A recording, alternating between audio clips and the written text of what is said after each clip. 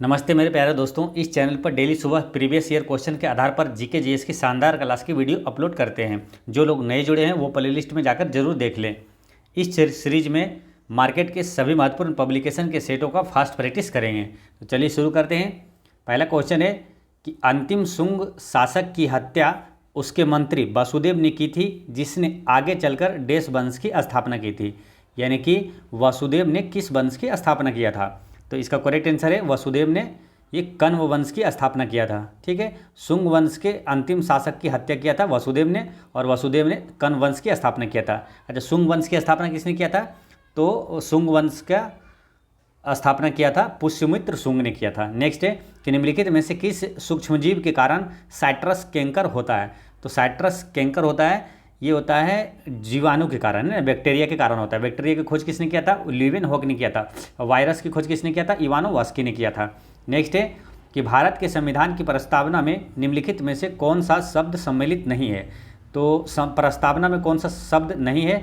तो प्रस्तावना में ये पूंजीवादी नहीं है, बंधुता, संप्रभु और न्याय प्रस्तावना में है। प्रधानमंत्री नरेंद्र मोदी ने भारत में नोटबंदी की घोषणा किस वर्ष किया था? तो 2016 में किया था। नेक्स्ट है कि हसदेव और जोंक नदियाँ भारत के किस राज्य में पाई जाती है? तो हसदेव और जोंक नदियाँ ये कहाँ? छत्तीसगढ़ में पाई जाती है। नेक्स्ट है कि कौन से भारतीय कप्तान सबसे तेज 12,000 वनडे रन बनाने वाले क्रिकेटर बने हैं? तो वो है कौन? विराट कोहली है।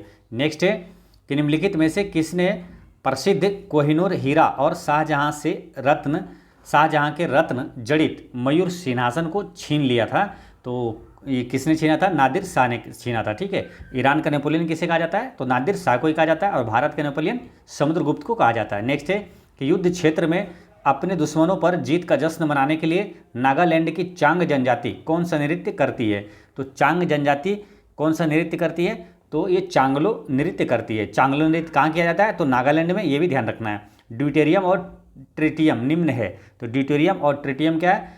ये है हाइड्रोजन के समस्थानिक है। हाइड्रोजन के कितने समस्थानिक होते हैं? 3 समस्थानिक होते हैं। हाइड्रोजन की खोज किसने किया था? केवेंडिश ने किया था। हाइड्रोजन को क्या कहा जाता है? भविष्य का ईंधन किसे कहा जाता है? तो हाइड्रोजन को कहा जाता है। ब्रह्मांड में, सूर्य में सबसे अधिक कौन सा तत्व पाया जाता है? तो हाइड्रोजन ही पाया जाता है। तो इतनी सारी चीज़ें आपको याद रखना है।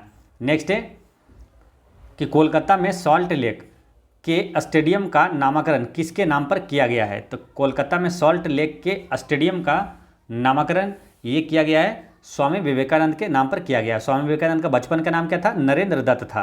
ठीक है, और इन्हें विवेकानंद की उपाधि किसने दिया था? तो राजा खेतड़ी ने दिया था। नेक्स्ट है, और इनके गुरु कौन थे? रामकृष्ण परमहंस थे। 2011 के जनगणना के अनुसार निम्नलिखित में से किस राज्य में लिंग अनुपात प्रति 1000 पुरुषों की तुलना में 1000 से अधिक है? तो सबसे सर्वाधिक लिंगानुपात किस राज्य का है? केरल का है। सर्वाधिक साक्षर राज्य कौन सा है? तो वो भी केरल है। ठीक है, ये चीज़ें ध्यान रखना है। और सर्वाधिक ये काजू का उत्पादन कहाँ होता है? तो केरल में होता है। नेक्स्ट है कि 1845-46 ईस्वी की अवधि के दौरान निम्नलिखित में से कौन सी लड़ाई लड़ी गई थी? तो 1845-46 की बात हो रही है। तो उस समय लड़ाई कौन सा लड़ा गया था? इसका ऑप्शन देखते हैं।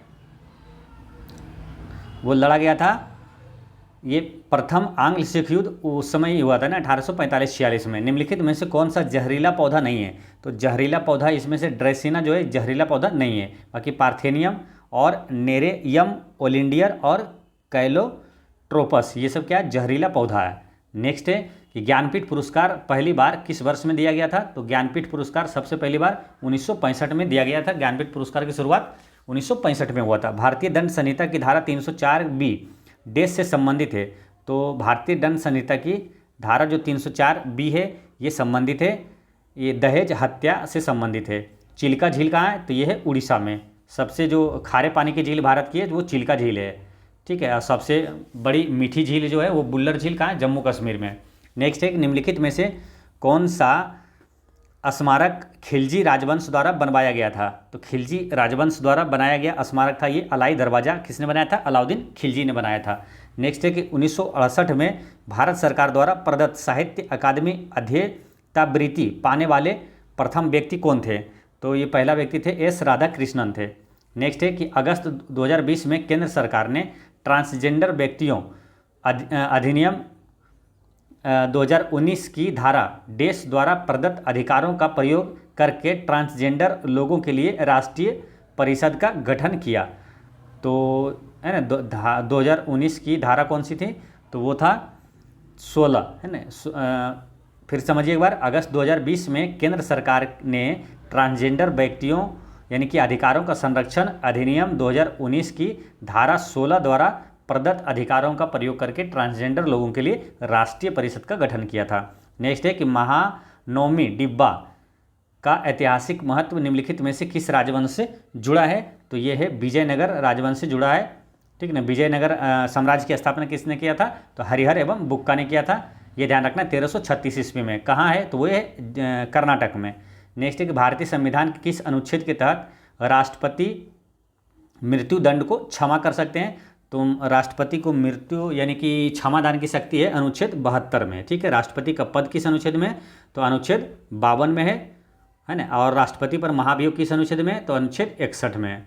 ये तीनों इंपॉर्टेंट है, आपको याद रखना है। नेक्स्ट है कि देश के जंगलों में पाए जाने वाले चमकीले हरे रंग के सांप की एक नई प्रजाति खोजी गई है। इसका नाम सालाजार सिलिथेरिन के नाम पर रखा गया है।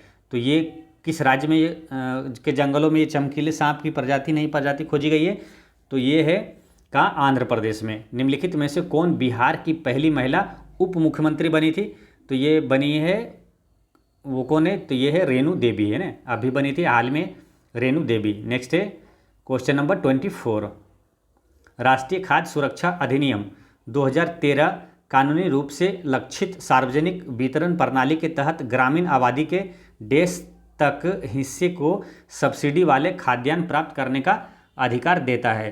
तो कितना, 75% तक हिस्से को सब्सिडी वाले खाद्यान्न प्राप्त करने का अधिकार देता है।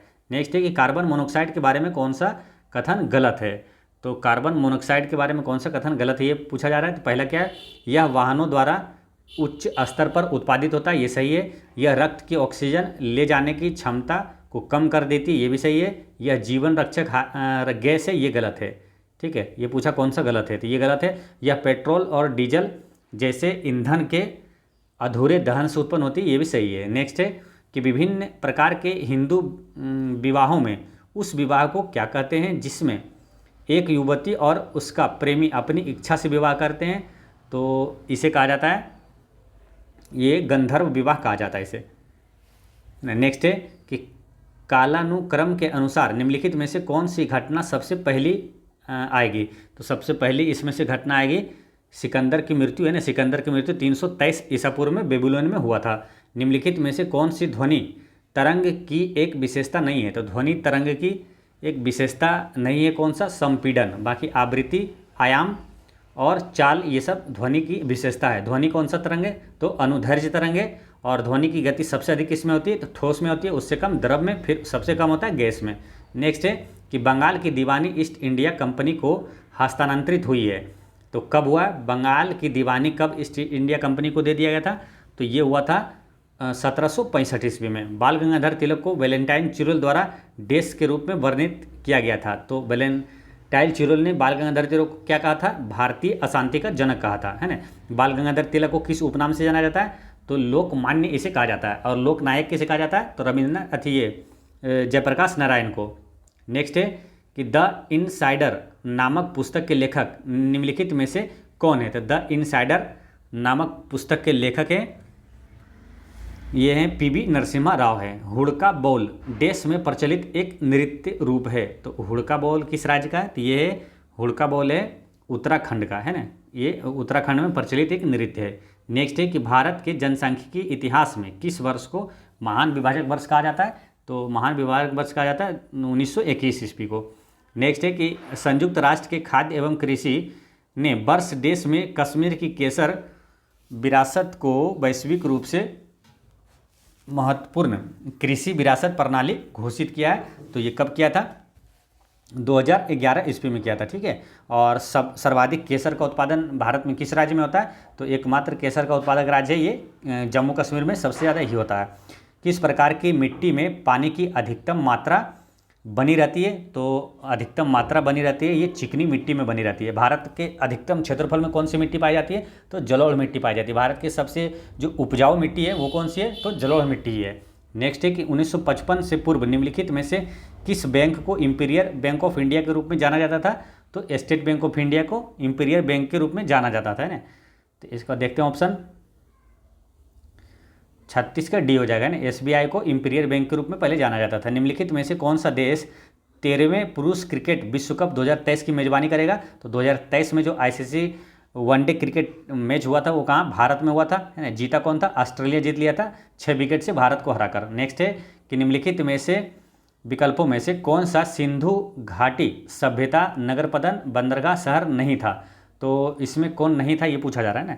तो इसमें ये राखीगढ़ी जो है ये सिंधु घाटी सभ्यता का बंदरगाह शहर नहीं था। बाकी बालाकोट, लोथल और खिरसारा था, सबसे प्रसिद्ध लोथल था।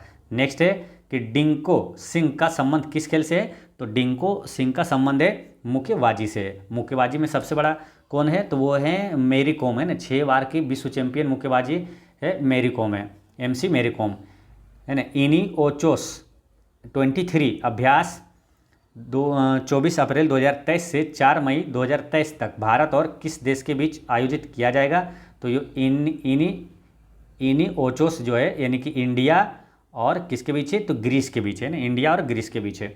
नेक्स्ट है कि HSBC इंडिया के ब्रांड इन्फ्लुएंसर के रूप में किसे नियुक्त किया गया है? तो HSBC इंडिया के ब्रांड इन्फ्लुएंसर के रूप में नियुक्त किया गया है किसे? तो ये हैं कौन? विराट कोहली, है ना। इसका आंसर हो गया विराट कोहली। नेक्स्ट एक निम्नलिखित में से किस शहर में महाराष्ट्र का सबसे बड़ा अंतर्राष्ट्रीय स्कूल स्थापित किया जाएगा? यानी महाराष्ट्र का सबसे बड़ा अंतर्राष्ट्रीय स्कूल जो है स्थापित किया जाएगा कहाँ? पुणे में किया जाएगा। कौन सा राज्य कुछ क्षेत्रों में पानी की कमी के समाधान के लिए एक जल बजट को अपनाने वाला पहला राज्य बन गया है? तो ये पहला राज्य बन गया केरल, है ना। नेक्स्ट है कि किस राज्य या केंद्र शासित प्रदेश के कृषि उत्पादन विभाग ने राज्य में किसान संपर्क अभियान कार्यक्रम शुरू किया है? तो किसान संपर्क अभियान कार्यक्रम ये शुरू किया है जम्मू कश्मीर ने, है ना।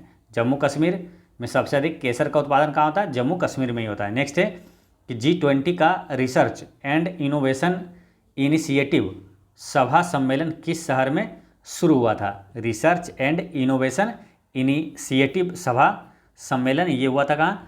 ये धर्मशाला में। धर्मशाला कहाँ? हिमाचल प्रदेश के धर्मशाला में। केंद्र सरकार ने नमामि गंगे कार्यक्रम के तहत कितनी परियोजनाओं के लिए 638 करोड़ रुपये मंजूरी दी है? तो 8 परियोजनाओं के लिए 638 करोड़ रुपये मंजूरी दी है किसके?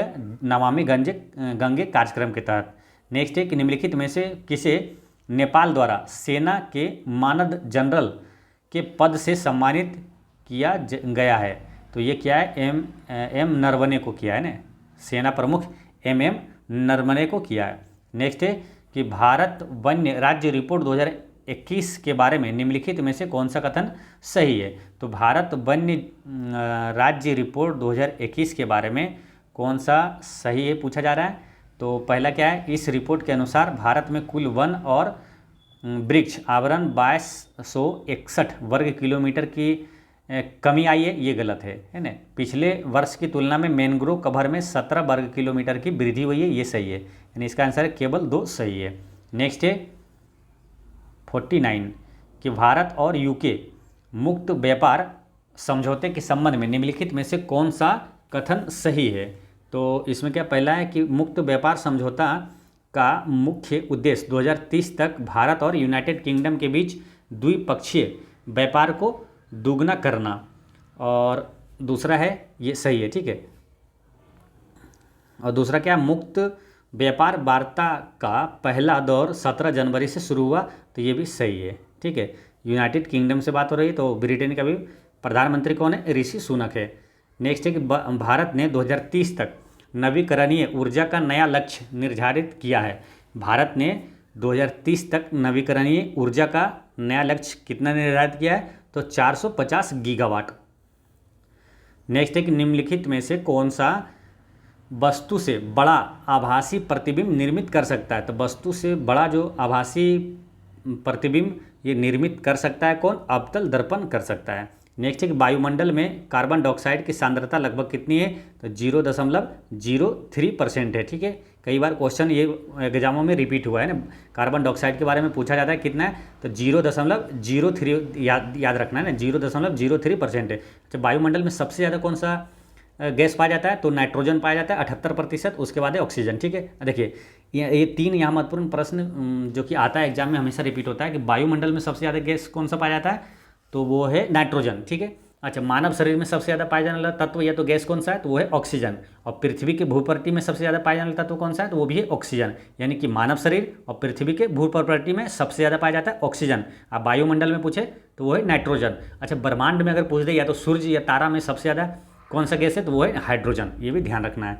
नेक्स्ट है कि अंकुरन के समय बीज का कौन सा भाग जड़ का निर्माण करता है, यानी कि अंकुरन के समय बीज का कौन सा भाग जड़ का निर्माण करता है, तो जड़ का निर्माण करता है मूलांकुर, ये जड़ का निर्माण करता है। रेम किस प्रकार की संग्रहण मेमोरी है, रेम किस प्रकार की संग्रहण मेमोरी है, तो ये है प्राथमिक, है ना, प्राथमिक प्रकार की संग्रहण मेमोरी है। रेम का फुल फॉर्म में पूछा जाता है रैंडम एक्सेस मेमोरी। एक होता है रोम, रोम का भी फुल फॉर्म आता है तो रीड ओनली मेमोरी होता है। नेक्स्ट है कि अष्टक नियम किसने प्रतिपादित किया था, तो अष्टक नियम दिया था किसने, न्यूलैंड ने दिया था। इसका करेक्ट आंसर होता है बी, न्यूलैंड ने दिया था। ठीक है, अष्टक नियम से क्वेश्चन आता है, ध्यान रखना है कि अष्टक नियम में क्या होता है कि जो तत्व है यानी कि पीरियोडिक टेबल का तत्व है, तो इस अष्टक नियम का होता है कि हर पहला तत्व जो है 8वें तत्व के गुण के बराबर होता है, 8वें तत्व के गुण के समान होता है। ठीक है, तो एक बार तो एग्जाम में पूछ दिया था जैसे कि अगर अष्टक नियम के अनुसार तीसरा तत्व जो है वो किस तत्व के समान होगा उसका गुण, तो क्या होगा, जैसे कि पहला तत्व 8वें के समान होता है, यानी कि इसमें क्या 7 प्लस करते हैं, तो इसी प्रकार अगर तीसरा पूछा है तो इसमें 7 प्लस कर दीजिए तो कितना हो जाएगा, 10वें के बस समान होगा। ठीक है, तो इस तरह से याद रख लेना है, ध्यान रख लेना है, कुछ भी पूछे तो आप बता सकते हैं आराम से ना, यानी कि ठीक 8वें तत्व गुण के बराबर होता है। ठीक है, समान होता है, तो अगर चौथा पूछे तो 7 जोड़ देना, 11वें के समान होगा। ठीक है, तो ये ध्यान रखना, अष्टक नियम न्यूलैंड ने दिया था और यही ध्यान रखना। ठीक है, नेक्स्ट है कि किस कार्बनिक यौगिकों के नाम में प्रत्यय अल जुड़ा है, यानी एल किस में जुड़ा रहता है, तो ये है इसमें एल्डिहाइड में। नेक्स्ट है कि शरीर में तिल्ली कहाँ पाया जाता है, तो शरीर में तिल्ली कहाँ पाया जाता है, तो अमाशय में पाया जाता है।